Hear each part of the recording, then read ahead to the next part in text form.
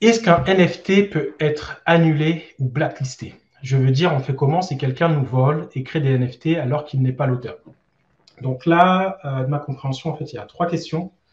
Donc j'essaie d'y répondre. Florent Nobody, c'est est-ce qu'un NFT peut être annulé ou blacklisté? Donc, annulé, non, parce qu'en fait, c'est un élément qui vit dans la blockchain. Tout ce qui est dans la blockchain, en fait, est immuable. Donc ça veut dire que ce sera là, on peut pas le, il n'y a pas de notion de delete, on ne peut pas le faire disparaître.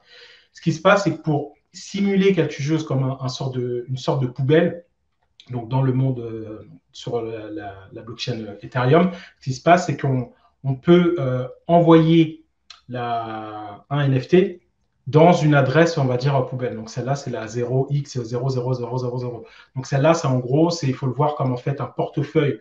Donc personne en fait a la clé pour accéder à ce portefeuille. Et en gros, quand on envoie dans ce portefeuille, c'est comme si plus ou moins on simulait, moi je le mets à la poubelle, parce qu'en gros, je ne peux pas récupérer. Donc c'est une manière, donc dans le milieu, ça s'appelle burn, donc peut être annulé pas en tant que tel, mais on peut créer quelque chose d'artificiel qui est le burn, c'est-à-dire que de ton wallet, tu l'envoies dans un wallet dont tu n'as pas la main, et celui qui est reconnu par l'ensemble de la communauté, c'est la burn adresse 0x00000.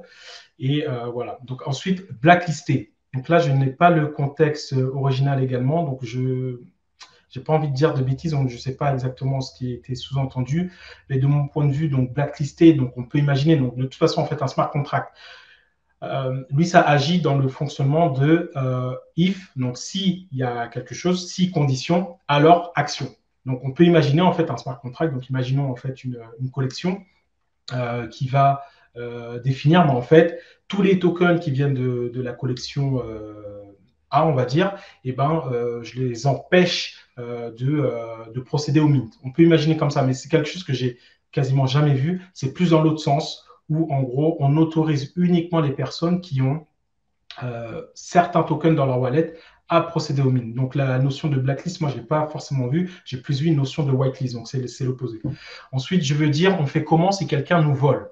Donc si quelqu'un nous vole, malheureusement, il y a très peu de choses qu'on peut faire. Donc c'est Web3, c'est décentralisé, et donc autant dire que euh, si on n'a pas mis de manière en avant-garde, en gros, si on ne s'est pas protégé et si on ne connaît pas les informations et les manières en fait de se protéger pour empêcher qu'une personne puisse nous dérober nos actifs, une fois que ça se produit, il y a très peu de marge de manœuvre. On peut éventuellement créer un NFT, l'envoyer sur le web de la personne avec dedans indiqué il faut que tu me le renvoies, sinon en fait des sortes de menaces. Mais globalement, dans les faits, il y a très peu de choses à partir du moment où on s'est fait voler en fait son NFT.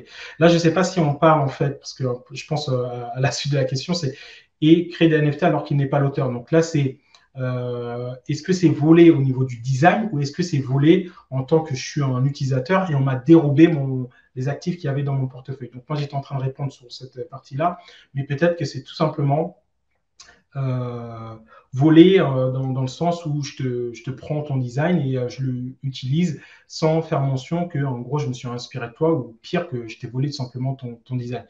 Donc, si c'est bien ça le contexte d'origine, ben, je dirais que, et, je veux dire, on fait comment si quelqu'un nous vole? Ben, si quelqu'un nous vole, en gros, ben, c'est notamment l'avantage en fait des NFT, c'est que si quelqu'un vous vole, logiquement, vous avez des travaux historiques qui sont éventuellement dans la blockchain, et ça peut faire preuve au niveau de l'historique. On peut voir à quel moment ça a été minté dans la blockchain, et ça peut servir de preuve.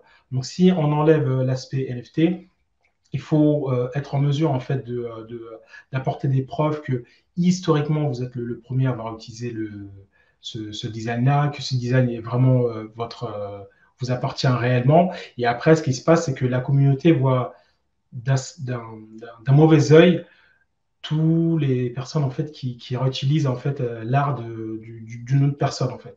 Donc c'est-à-dire que si la personne s'inspire de l'art d'un autre et sans le mentionner, c'est-à-dire en fait elle s'attribue son travail, à partir du moment où c'est constaté, moi de mon expérience, c'est assez mal vu et ça pénalise en fait la collection. Donc, du point de vue de l'artiste, utiliser les NFT, c'est une manière de se protéger.